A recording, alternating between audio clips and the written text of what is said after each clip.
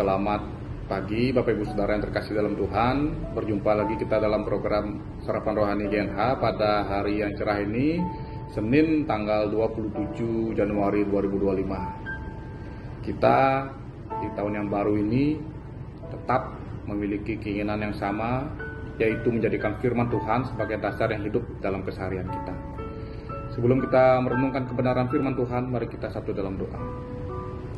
Ya Tuhan, kami bersyukur atas nafas baru yang Tuhan karuniakan bagi kehidupan kami, sehingga kami bisa memulai aktivitas. Sebelum kami memulainya, kami selalu rindu kebenaran firman-Mu menjadi dasar yang teguh bagi kami melangkah. Berfirmanlah Tuhan, kami siap mendengar. Amin. Firman Tuhan kita pada hari ini terambil seperti biasa, terambil dari 2 ayat,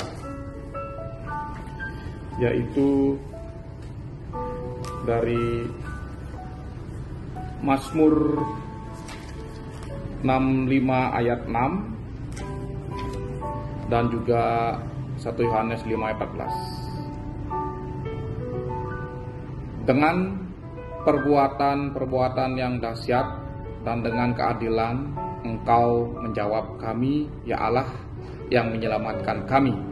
Mazmur 65 ayat 6. Dan inilah keberanian percaya kita kepadanya, yaitu bahwa Ia mengabulkan doa kita jikalau kita meminta sesuatu kepadanya menurut kehendaknya. Demikian 2 ayat yang menjadi dasar kita pada pagi hari ini. Berbahagialah kita yang membaca, merenungkan, dan tentu saja menjadi pelaku nyata dalam keseharian kita. Berdasarkan kedua ayat ini, saya memberikan judul bagi kita, yaitu keadilan kunci kedamaian. Tentu saja keadilan ini sudah menjadi kampanye kita, kampanye gereja, dan pergumulan juga bagi kehidupan kita bersama di dunia yang begitu banyak problematika ini. Tentu saja pertama-tama ada pertanyaan, apa itu keadilan menurut Bapak Ibu Saudara? Apakah itu equality, kesetaraan, ataukah adil itu ketika kita yang untung, atau adil itu ketika orang lain yang untung, kita yang buntung, atau kita yang berkorban?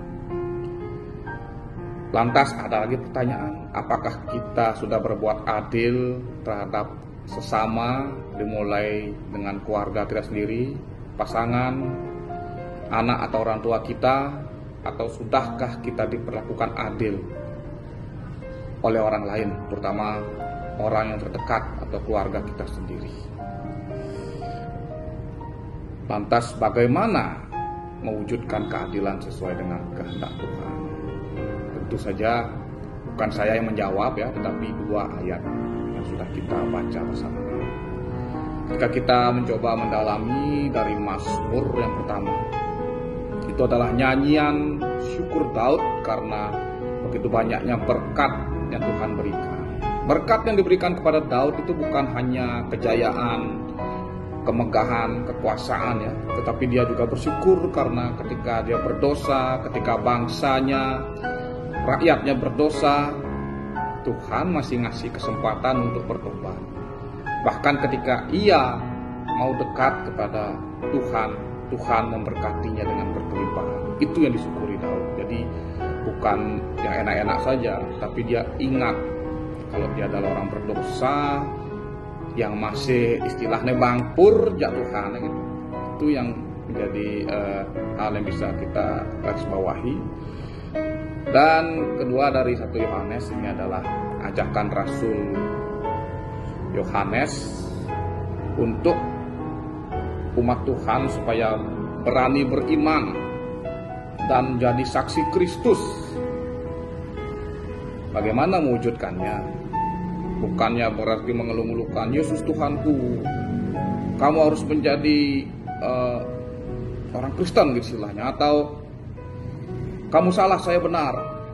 Bukan seperti itu yang dimau oleh Rasul Yohanes, tetapi yang ia mau dan tentu saja Tuhan kehendaki adalah berserah kepada Tuhan, berserah apa yang maunya Tuhan, apa yang Tuhan inginkan dalam kehidupan kita.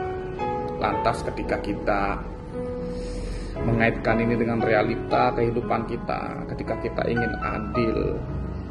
adil itu mewujudkan perdamaian, tapi kewah adil dadene kedamaian don mimpi gitu saya. Ya, tentu saja akan muncul lagi pertanyaan. Saya suka bertanya aja ya pada pagi hari ini. Sudahkah kita bersyukur kepada Tuhan? Bukan bersyukur atas kelimpahan yang kita dapatkan. Ketika kita masih dikasih kesempatan sadar, dikasih yang boleh saya salah. Masih dikasih kesempatan untuk tahu kita salah. Masih dikasih kesempatan untuk kita bertobat, minta maaf sama pasangan, minta maaf sama anak, minta maaf sama orang tua. Sudahkah kita bersyukur, atau maaf itu hanya berlalu, habis itu diulangi lagi kesalahan yang sama? Sudahkah kita kemudian memberi kesempatan kedua kepada orang lain yang berbuat salah kepada kita, ketika ada yang menyakiti kita, mengkhianati kita, bahkan menyakiti kita secara fisik? Sudahkah kita ketika dia mau bertobat, kita kasih mereka ampun atau memaafkan mereka seperti yang Tuhan lakukan kepada Daud dan ia syukuri dengan sangat sukacita? Lantas ketiga, sudahkah iman kita menjadi wujud di dalam keberserahan kita kepada kehendak Tuhan? Saya raga tuh kalau salah pingin minta maaf, ngotot dan memaksa gitu. Tapi ketika nak lem pelih jak raga, angkengken nak sampai kengken lagi pelih, pasti kita akan selalu mengingat kesalahannya. Itulah manusia. Satu lagi, apa yang kita lakukan kepada Tuhan kita, kepada Tuhan kita Yesus Kristus nih. Saya paling terdepan ya, karena saya merenungkan.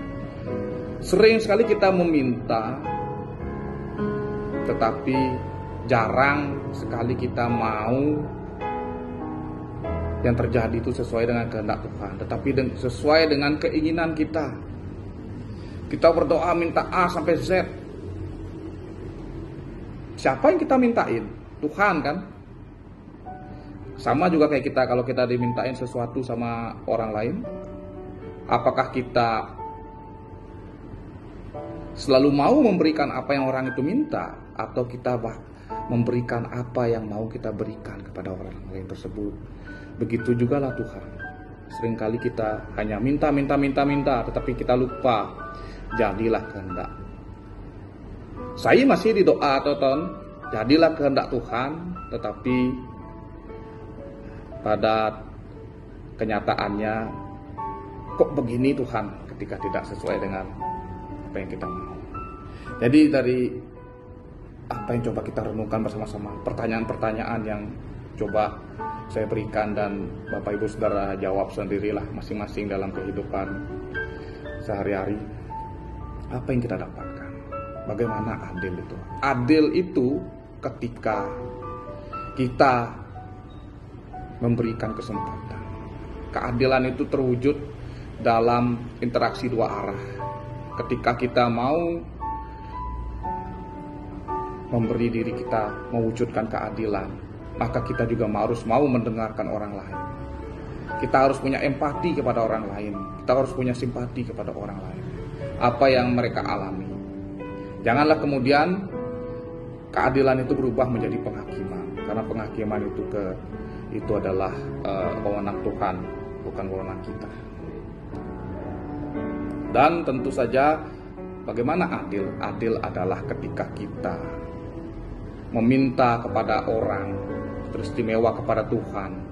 Belajarlah meminta supaya diberikan kepada kita sesuai dengan kehendak kepada siapa kita meminta. Ketika kita meminta sama Tuhan, belajarlah untuk berserah dan menerima apapun yang Tuhan berikan kepada kita. Ketika kita sudah memahami orang lain, ketika kita sudah hidup dan berserah kepada Tuhan, maka itulah keadilan bagi kehidupan kita. maka tidak akan ada lagi perselisihan, tidak akan ada lagi kesalahpahaman, miskomunikasi, dan tidak akan ada lagi kekecewaan kepada Tuhan. Karena dengan iman Kristiani kita percaya bahwa Tuhan sudah hadir, Tuhan bahkan sudah mau menjadi manusia disalibkan untuk memberi kesempatan kita selamat, padahal kita adalah orang berdosa. Maka ketika hidup kita sudah adil, menerima kehendak Tuhan, dan berempati kepada orang lain, disitulah kedamaian ada dalam kehidupan kita. Maka keadilan benar-benar menjadi kunci kedamaian dalam kehidupan kita sehari-hari. Kiranya Tuhan memberkati kita untuk melangkah pada pagi hari ini. Amin.